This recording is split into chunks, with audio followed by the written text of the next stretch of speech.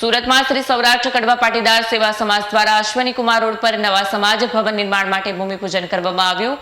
સાથે જ સ્નેહ મિલન કાર્યક્રમ અને તેજસ્વી તાલુકાના દાતાઓનો સન્માન સમારોહ પણ યોજાયો। શ્રી સૌરાષ્ટ્ર કડવા પાટીદાર સેવા સમાજ દ્વારા વર્ષ 1992માં જગ્યા લઈને સમાજ બનાવવામાં આવ્યો હતો, પરંતુ વર્તમાન સમયની જરૂરિયાત મુજબ અત્યાધુનિક સુવિધા સાથે નવા ભવન નિર્માણ માટે નિર્ણય લેવાનો હતો। સંસ્થાના પ્રમુખ ભગવાનદાસ વસાણીએ જણાવ્યું હતું કે ભવન નિર્માણ કે સામાજિક એકતાનું પ્રતીક છે। સૌરાષ્ટ્રના બધા જિલ્લાઓનું પ્રતિનિધિત્વ હોય તેવું પ્રથમ ભવન નિર્માણ થશે। 25 ડિસેમ્બરે સમાજમાં દાન માટે મેસેજ મુકાયો હતો। 15 જાન્યુઆરી સુધીમાં લગભગ 80% દાન મળી ગયું હતું। 20 દિવસમાં 20 કરોડનું દાન માત્ર ફોન પર લખાયું હતું। સિદ્ધસર ઉમિયાધામના પ્રમુખ જયરામભાઈ વાસળિયાએ જણાવ્યું હતું કે અત્યારે ભવન નિર્માણ કરવું એટલે માખણમાંથી ઘી બનાવવા જેટલું સહેલું કામ થઈ ગયું છે। સમાજનો વિકાસ ટકાવી રાખવો હોય તો તમારે તમામે જાગૃત રહેવું પડશે। પરિવારમાં દીકરા દીકરીઓના ઘડતરમાં ખામી દેખાય છે, સંસ્કારનું ઘડતર કરો। સમાજમાં છૂટાછેડા ના બને તે જરૂરી છે। ક્યાંક આપણી ખામી છે તેના માટે ગંભીરતા દાખવવી પડશે। મોટી ઉંમરે લગ્ન થાય છે, અનેક પ્રકારની ડિમાન્ડ ઊભી કરવામાં આવે છે, જેના કારણે સમાજના અસ્તિત્વ સામે પ્રશ્નો ઊભા થાય છે। આ સાથે જ શ્રી સૌરાષ્ટ્ર કડવા પાટીદાર સેવા સમાજ દ્વારા સ્નેહ મિલન કાર્યક્રમ અને તેજસ્વી તાલાઓનું દાતાઓનો સન્માન સમારોહ પણ યોજાયો હતો। મારું નામ ભગવાનદાસ સૌસાણી, શ્રી સૌરાષ્ટ્ર કડવા પાટીદાર સેવા સમાજનો હું પ્રેસિડન્ટ। આજે અમારું સૌરાષ્ટ્ર કડવા પાટીદાર સમાજની જે ઉમિયાધામની બાજુમાં જે જગ્યા છે ત્યાં આજે અમારે બપોરે ભૂમિપૂજન થયું, જ્યાં અમારું નવું સમાજ ભવન બનવાનું છે તે જગ્યા પર। અને હવે અત્યારે અમારું 4 વાગ્યાથી લઈને અત્યારે ઉમિયાધામની જગ્યા સ્થળ પર અમારું સ્નેહ મિલન સમાજનું નવા ભવન જે બનવા જઈ રહ્યું છે, એમના જે દાતાઓ બન્યા છે, 250 દાતાઓ, જેવું 5 લાખથી 51 લાખના દાતાઓ, એમના સન્માનનો કાર્યક્રમ, અંદાજે 300 વિદ્યાર્થીઓને સન્માન કરવાનો કાર્યક્રમ એ અત્યારે અમારો ઉમિયાધામના પટાંગણામાં ચાલુ છે। આ કાર્યક્રમમાં સમાજના પરિવારો લગભગ 10 થી 12 હજાર પબ્લિક અત્યારે હાજર છે। આજના કાર્યક્રમમાં અત્યારે અમારો સ્ટેજ કાર્યક્રમ ચાલુ છે। અમારા કાર્યક્રમના મુખ્ય મહેમાનો શ્રી પરસોત્તમભાઈ રૂપાલા સાહેબ, શ્રી જયરામભાઈ વાસળિયા સાહેબ, શ્રી ચિમનભાઈ સાપરિયા સાહેબ, શ્રી જયેશભાઈ પટેલ, એ તમામ અમારા મહેમાનો અત્યારે કાર્યક્રમમાં સાથે સહયોગ આપી રહ્યા છે।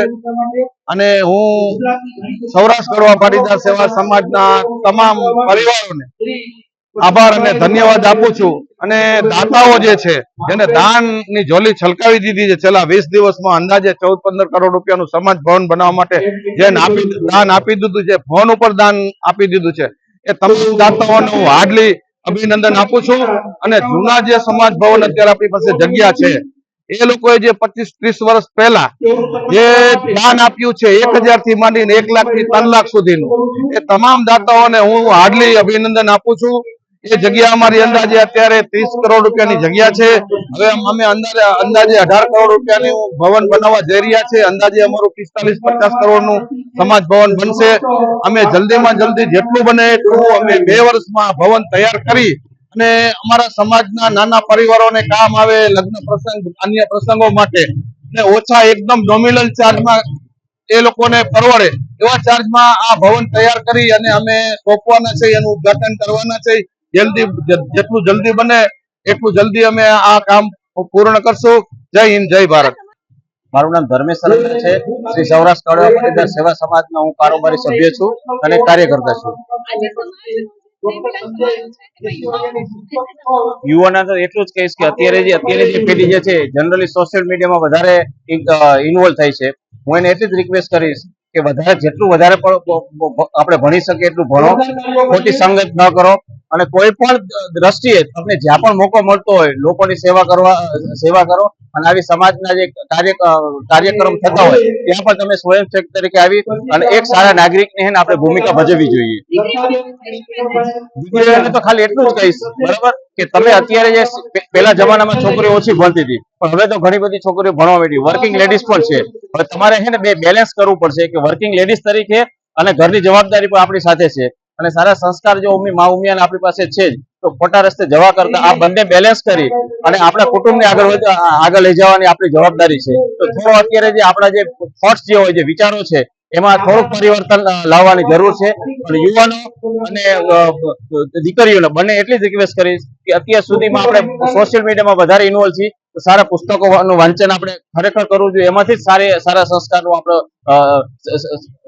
સિંચન થાય છે.